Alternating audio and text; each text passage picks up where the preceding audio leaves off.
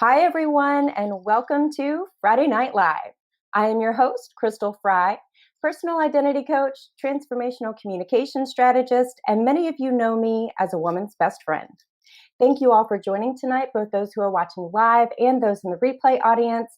If you're watching live tonight, go ahead and give a thumbs up, toss up some hearts, let me know where you're watching from. Same thing if you're in the replay audience tonight. Go ahead and use the hashtag replay and make sure you let me know where you're watching from. I am so very excited about our show tonight as I have a special guest joining our conversation to talk about communication in relationships. So go ahead and share this video, like it, start a watch party, tag people who need to see it. I really feel like this is going to be helpful and it's going to impact your life. Now, before we get started, if this is the first time you're seeing me, let me take just a minute to introduce myself. As I said earlier, my name is Crystal Freie, and I am a personal identity coach and a transformation communication specialist.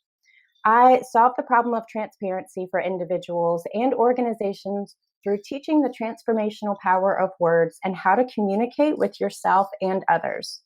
You see, I spent a great deal of my life being stuck and with my mouth shut. I never had a problem talking as a kid growing up. My report cards always said something like, "Oh, great student, great grades, talks too much in class." Maybe some of you can relate. So I never had an issue with talking. The problem came when at some point my words kind of failed to convey what I actually wanted to say. I was talking, I was communicating both in my personal and professional life, but I was really only saying things that other people wanted to hear. And it was really not even necessarily what I wanted to say or how I felt. I had effectively silenced myself and lost the power of my own voice. So that really resulted in a life that I didn't want to live. Now, fast forward through some coaching and communication study and really some self-reflective, self-discovery process. And I am now in a completely much better place, very much in touch with where I'm going, confident in what I have to say, and creating the life that I want to live. If you want to find out more about the program that I've created to help other women overcome the same obstacles, the information to sign up for a complimentary a complimentary transformational communication strategy session with me is right here at the bottom of the screen. You can go to bit.ly/see me 30, get some time on my calendar, and let's have the conversation about where you are, where you want to go, and what's the next best step to get you there. Now, don't forget to like and share this video out. We have a great show tonight.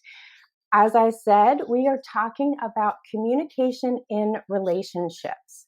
And I am very excited to have our special guest on with us tonight. Many of you may know his voice from the radio. Perhaps you are familiar with seeing his face on ABC's Good Morning Columbia, or maybe you've even seen him out and about in the community. Well, it is my absolute pleasure to have him on tonight, a man who really needs no introduction, the one and only Curtis Wilson. Curtis, thank you so much for joining us tonight. It's a pleasure to be here. No question about that. Good to see you as well. Thank you. Thank you. So tonight we are talking about communication in relationships. And to start us off, Curtis, let's talk about the importance of communication in relationships. And why is communication important? That's right there. Communication, key word. Outside of personal appearance that attracts you to somebody, communication, if you don't have that, it's got nothing, really.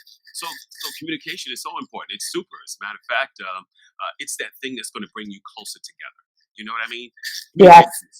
Everything. Don't let it fool you. You can be attracted to somebody, but that's only going to last for so long. But that communication, that's going to take you places and build even more stronger love and a bond together. Curtis, I couldn't agree more. I've been married for, 18 years now.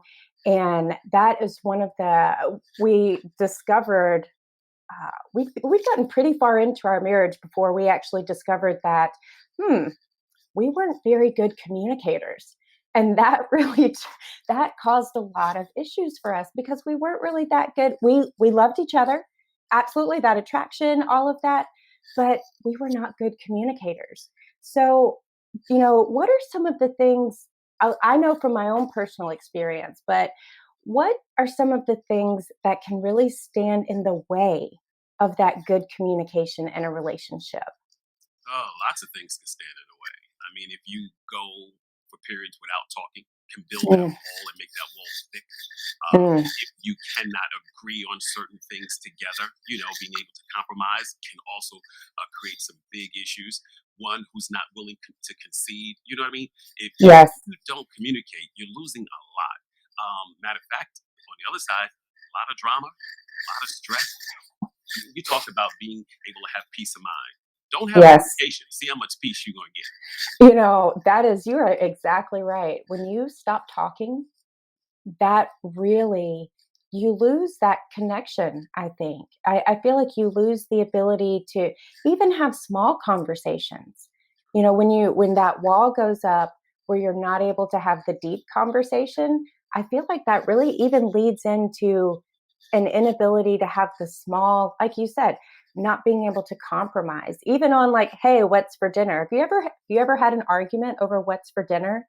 You had arguments over what seat you sat at in the last concert you went to. It could be anything, But the thing is, as long as you build that base based on communication, you're going to be able to talk about anything. You're going to be able to agree to disagree. You're going to be able to have that confrontation, communication wise, and then know, okay, we need to back off of this a little bit. We'll come back and talk about this some more after you think about it a little bit, and you'll find out there are different ways to approach it. But if you keep bumping heads on communication, I'm telling you, you're headed for that road that you don't want to go down, and that's not good. So communication is, to me, far it is the most important thing that you can have in a relationship, among trust, honesty. Yes, There's other stuff that plays in there, but if you can't talk, you got nothing. You got that's right. And, Curtis, I'm glad you said that word trust because I was just thinking about that while you were talking about, building that foundation of communication and how important it is to build that strong base. And all I could think about was, and that starts, you know, that's your foundation of trust, your words. Excuse me. Whether you are communicating with each other honestly and openly, all that starts with that trust, that foundation of trust. So, what can people do to prevent the breakdown in communication in a relationship? Well, work together. Realize that you're both on the same side. You're in this for the same thing. You you were attracted to each other. You like each other. You may want to get into a relationship together, and when you do, then you want to build on that. The only way to build on that is to be able to have that open and honest conversation. Not everybody's always going to love everything that you're going to say, but realize, Right. you know what I mean? It's going to happen. If anybody goes through a relationship and they don't have the bumps and bruises, and I don't mean physical fight, I'm talking about of dealing with conversation and the trials and tribulations. Not everything's always going to be roses, but trust me, if you have that understanding between each other, that you love each other, that you care about each other, and that you know you're going to have problems, you can work through it. That's not going to be a problem. Egos also play a role. Oh, And yes. that ego, Yes. oh my gosh, throw the ego out the window. You're both on the same playing field. And again, you're both for the same thing. You want that great long lasting relationship that you see in TV and see in the movies and stuff like. You can have it. It's not all fairy tale. All you got to do is be willing to just say, okay, I'm human, you're human. We're going to say things that we don't like. But as long as we can agree to disagree, we can move forward. And compromise is also a big part of that as well. And building that base. Once you get that base down, no matter what happens up here, if you sturdy down here, you're going to be good. That's right. That's right. It's like building the relationship on the stone instead of the sand. I love that. And I love that you brought in so many different elements about, reminding folks that, hey, listen, it's not all sunshine and roses. Again, I've been married for 18 years. There have been some bumps. I mean, like some mountains, not even, not even the foothills. There have been some really big things. But we both decided that we're in this together. And so that allows us to figure out a way to work through it. It's important to see your partner's point of view as well. It's not always Mm, about you. It's about them too. So you have to hear this out. Even though you may think you have all the right answers, you may think you know more, you got to listen to the other side as well and give them that opportunity too. We got it. definitely. We see it one way. We're never lost. We're just disoriented. Oh, I love that. We're never lost. We're But just it's disoriented. being able to work together. I love that because we do. Oftentimes, especially when it's a difficult situation or something where, the two people may not be on the same page about it. It's very easy to kind of get like that tunnel vision, like I'm only seeing my way. That's it. And so I love that you brought up the reminder for people to really remember that there's another person there and they have a perspective too. So being able to one, acknowledge that and respect that. I think that that really enables couples, or even, we're talking a lot about personal relationships, but what we're talking about extends into professional relationships too. Trust, being respectful, being able to compromise, being able to agree to disagree. All of those things roll into that too. So really, I think what we've got here is a really good blueprint for, the importance of communication in all relationships. And that's so true because what you learn in your relationship can also work in the outside world too. Learning how to control your temper, control your attitude, your emotions, and things of that nature. And see, there's always more than one side. You don't have to be stubborn. It doesn't have to be always the way that you've learned it and know it. There's always new ways to figure out something. And the way to do that is communicate. Let's talk about this. Let's figure it out. Absolutely. Oh, I could not agree more. So, Curtis, are there any tips that you can give aside from the things that we've already talked about? Are there any tips that you can give to help someone really practice that good communication in their relationship? You know, when you feel yourself starting to get that build up when you're having this conversation with your significant other, as soon as you feel that build up, take a breather. Say, okay, Mm, let's take a break from this. We'll come back and talk about it. Sometimes that other partner doesn't want to stop; they want to keep going. Only thing you can do at that moment is just listen, breathe, and listen.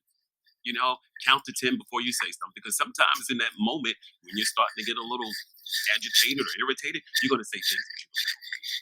So do me a favor, just count 10, hold hold your tongue a little bit, and just listen. Because by the time they're done, you're going to realize, okay, that anger part of me is going to calm down, and I can just say some other things that I'm thinking and feeling, or just write notes as they're speaking, so that therefore you don't automatically react right there in the moment. Give yourself a little time to calm down.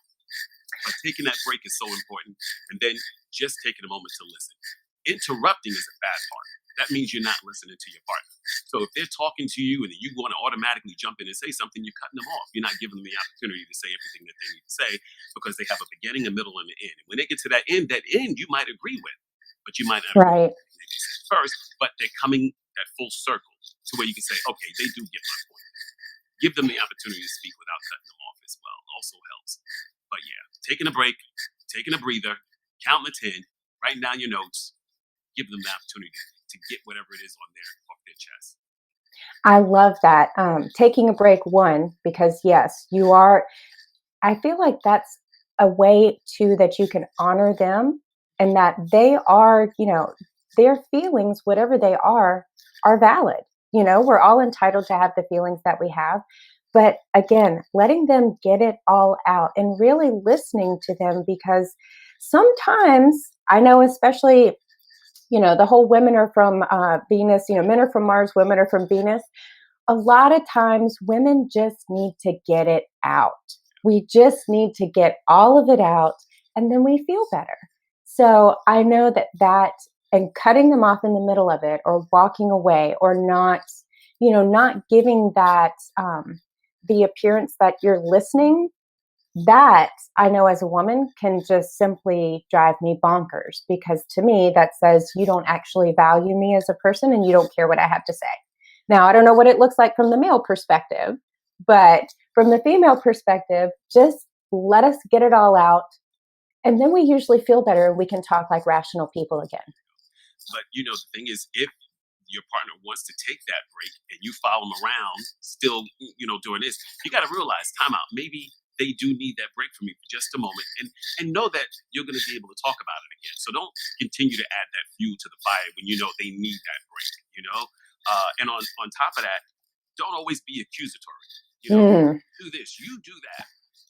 That's very good. Make me feel this way when this happens. I can deal with it better than you saying, you always do this. See, I don't always do something. So you're already putting me in a negative and defensive situation.